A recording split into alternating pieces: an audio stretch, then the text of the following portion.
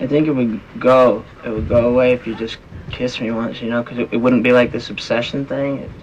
I was so excited to get to New Orleans and meet everybody because I really loved the script, and it was one of those things that you audition for it and you're so terrified that you're just like going to be so devastated when you don't get it. And when it actually happened, and I was just so gung-ho, like I think I probably like ran into the production office and was like, hey, nice to meet you, like, hey, how are you?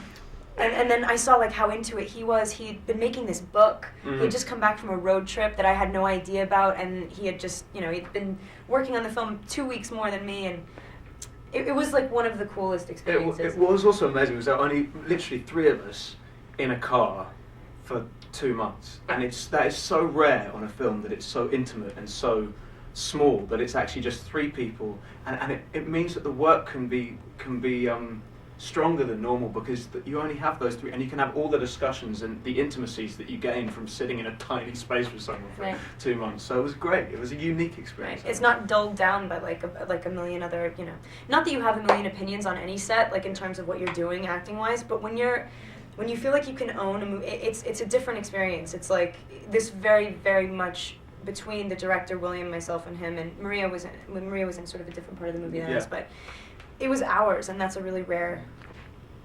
You find that you make films, it's all the same. I mean, the promotion is different, how people, you know, digest them, that's always different. But when you make a movie, if you're having a different experience on a studio film than you are to an independent film, then you really should reconsider like why you're doing what you're doing.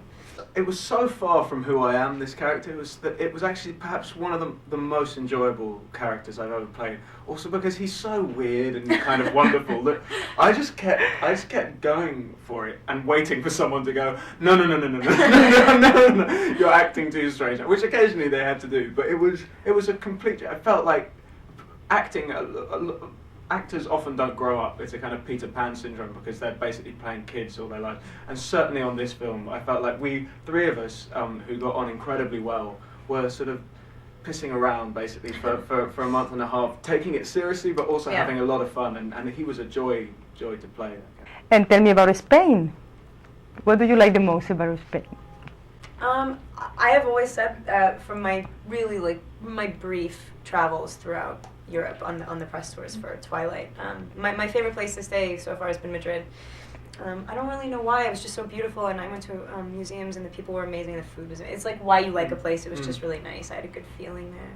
I just had an argument with her because I prefer Barcelona. Yeah. I shot a film called Savage Grace in Barcelona with Belén Rueda and Elena Anaya, wonderful Spanish actresses, and I raise you Barcelona. Although everyone tells me Madrid's better, and I haven't really been to Madrid. It's like if it's the same. People in Madrid say like Madrid is better than Barcelona. And everyone Barcelona.